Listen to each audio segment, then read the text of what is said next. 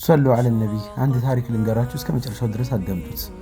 አንድ እናት ሐረም ላይ ሆና አላህን ያ ረብ ጌታዬ ወይ ልጄን ቅጣው፣ ልጄን ተበቀለው እያለች ዱዓ ታደርጋለች እያለቀሰች። ልጇ ደግሞ ከኋላ እየተከታተላት እናቴ ሆይ እባክሽ ይቅር በይኝ ይላታል።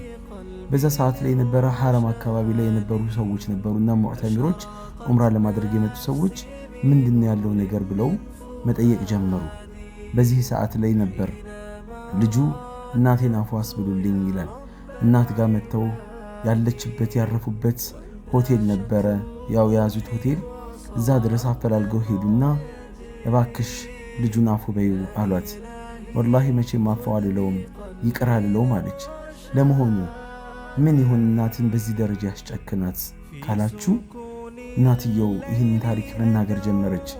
እኔ ልጄ ገና 5 ዓመት ሕፃን ልጅ እያለ ነበር አባቱ የሞተው ባለቤቴ። እኔ በዛ ወቅት ላይ እኔ ወጣት ነበርኩኝ፣ ማግባት እችል ነበረ። ሴትን የሚያምራት ነገር ሊያምረኝ ይገባ ነበረ። ለልጄ ስል ልጄን ለማሳደግ ስል ሁሉ ነገር ታውኩ።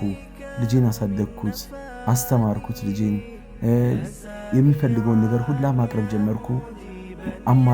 አሟላሁለት እስከ አቅመ አዳም እስከሚደርስ ድረስ። ለአቅመ አዳም ከደረሰ በኋላ ደግሞ ሴት አፈላልጌ ዳርኩት። ከዚህ በኋላ ነበረ ጉዳዩ የተቀየረው።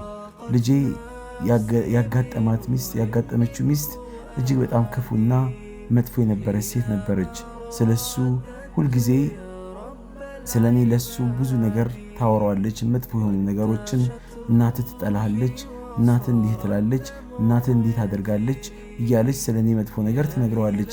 ይሄ ነገር ደግሞ ልጄ መቀበል ጀመረ። የሚስቱን ንግግር እየተቀበለ እኔን እየመጣ መወረፍ ጀመረ። እኔን እየመጣ መናገር ጀመረ። አንድ ጊዜ ቤት ውስጥ በተቀመጥኩበት ሁኔታ ላይ ተቀምጬ ባለሁበት ሁኔታ ላይ መጣ ልጄ ከሚስቱ ጋር ሆኖ በጣም ተቆጥቶ እሳት ጎርሶ እሳት ልሶ መጣ። ከዛ አንቺ እናቴ ሆይ ብሎ በጣም ተናገረኝ። ብዙ አለኝ። እንዲህ አደረግሽ፣ እንዲህ ተናገርሽ፣ እንዲህ ፈጸምሽ እያለ ተናገረ። ግን ከንግግሩ በላይ ደግሞ የሚስቱን ጫማ አውጥቶ አፋፌን መምታት ጀመረ አለ። አላሁ አክበር።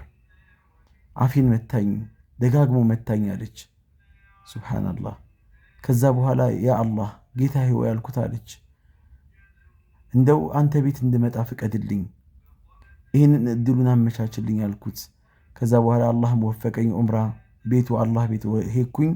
ቤቱ ካዕባው ላይ ፊት ለፊት ቆሜ ጌታዬ ሆይ ልጄን ቅጣው፣ ጌታዬ ሆይ ልጄን ተበቀልልኝ እያልኩኝ አላህን ተማጸንኩት።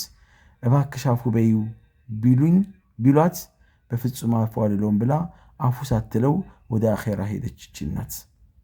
ታዲያ እኔስ እናንተ የእናት የአባት ሐቅ በምን ያህል ደረጃ እየተወጣን ነው? በተለይ ወንዶች ሚስት ካገባችሁ በኋላ እናትን የምትተዉ፣ እናትን የምታንቋሽሹ፣ እናትን ለሚስት ብላችሁ እናትን ዋጋ የምታስከፍሉ በጣም ብዙዎች ናቸው።